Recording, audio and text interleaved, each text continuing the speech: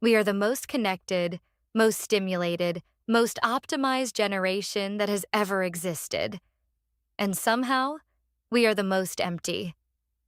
We have a playlist for every mood, a supplement for every deficiency, a routine for every goal.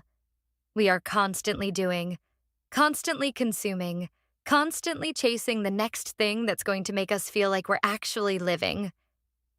And the scary part? We don't even know it's happening. Because the world has normalized it so completely that running on fumes just feels like being alive. But what if what you're reaching for isn't filling you? It's just keeping you distracted from how empty you actually are. That's what I want to talk about today. I want to be honest with you. Because honesty is the only reason any of us should be sitting down to have a conversation like this. For a long time, my escape looked really ordinary. It looked like doom scrolling. And somewhere in the middle of that scroll, I'd find myself on someone's page and that quiet thing would start. She's prettier. Her life looks more aesthetic. She has it together in a way I don't. Why doesn't my life look like that? I'd put my phone down, feeling worse than when I picked it up. But an hour later, I'd pick it up again and do the exact same thing. Because the comparison was painful, but the scrolling was familiar. And familiar feels safer than stillness, even when it's hurting you. And then there was the caffeine. Just needing something to get through the day, to feel functional, to feel capable. And the wine, if I'm being honest, that was my off switch. Not dramatically. Just quietly. Just enough to take the edge off. At the same time, I was exercising hard and studying harder, making sure I got the best grades. Needing the workout to happen, otherwise the day felt unproductive. And those things look fine on the outside. They look like discipline. They look like ambition. But underneath all of it, I was asking the same question I was asking at the bottom of the scroll and the bottom of the glass. Am I enough? Do I measure up? Does any of this make me worthy?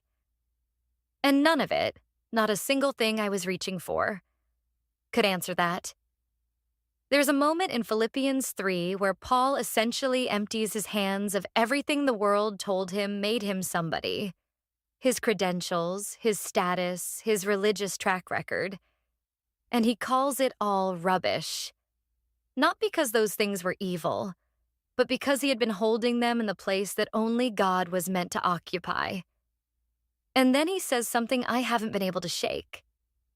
He says he wants to know Christ. Not what Christ can give him. Not the breakthrough or the blessing.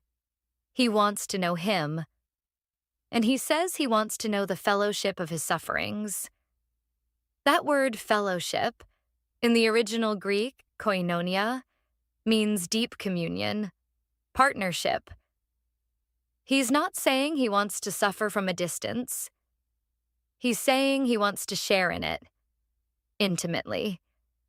That is the complete opposite of what the world is selling us. The world says, feel less, consume more, stay distracted, keep moving. Here's a dopamine hit.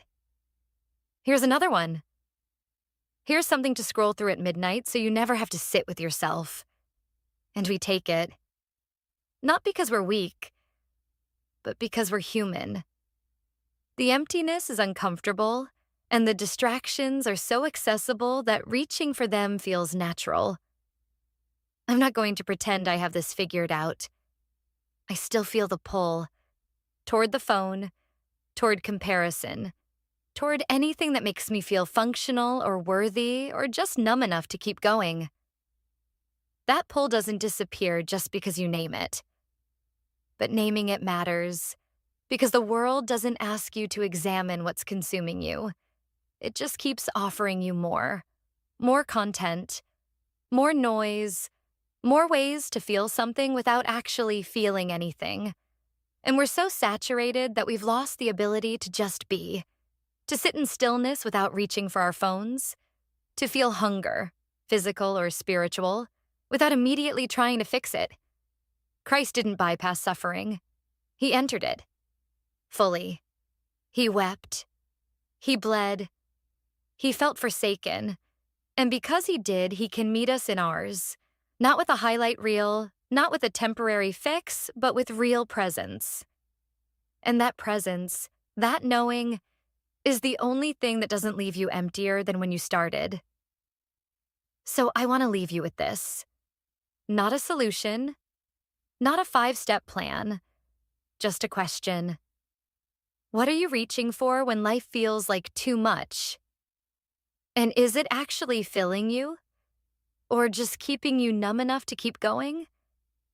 You don't have to answer out loud, but if you get quiet enough, you already know. This is Bound by Grace. Thank you so much for tuning in.